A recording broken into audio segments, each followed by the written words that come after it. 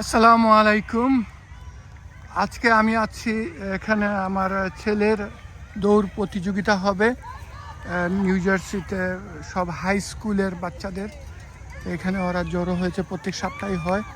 এখানে দেখুন, প্রত্যেক স্কুল থেকে হাজার হাজার ছাত্রছাত্রী এখানে জড়ো হয়েছেন। এই দৌড়টা 2 মাইলের উপর, এরকম ম্যারাথনের মতো হয়। যাই হোক, যার জন্য আমি ভিডিও করছি, এটা খুব জরুরি।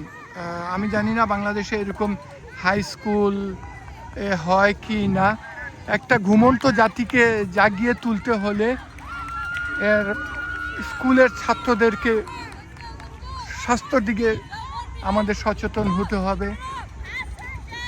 এই কারণ এই স্কুলের ছাত্রছাত্রীরাই বড় হয়ে কলেজে যাবে, ইউনিভার্সিটিতে যাবে, তারপরে বাংলাদেশের নেতৃত্ব দিবে। আমি বলছি না রাজনীতি, এরা গভর্নমেন্ট অফিসার হবে, ব্যবসা করবে, বাণিজ্য করবে। ওদের যদি স্বাস্থ্য ভালো থাকে তাইলে ওরা যে যার কর্মক্ষেত্রে ভালো রেজাল্ট করবে। আর এখন যে সিচুয়েশন, বাচ্চাদেরকে মাঠে নেওয়া যায় না, প্যারেন্টসরা অনেক কষ্ট করেন বাচ্চাদেরকে খেলার জন্য, কিন্তু বাচ্চারা খেলতে চাচ্ছে না।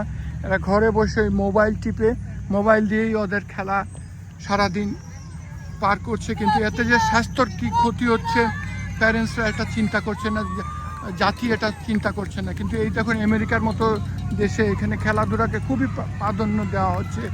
এই দেখুন, আমি জানি বাংলাদেশে হয় কিছু কিছু ক্ষেত্রে, কিছু কিছু স্কুলে, তাও হয়তো বা 2% ছেলেমেয়েরা খেলার সুযোগ পায়, বাকিরা আর সেটা পায় না। তা আমার অনুরোধ, বাংলাদেশের প্রতি যদি এরকম করা হয়, বাচ্চাদেরকে খেলাধুলার উৎসাহিত করা হয়, তাহলে আমাদের জাতি অনেক কিছু পাবে এই ভবিষ্যতে, এই বাচ্চাদের থেকে।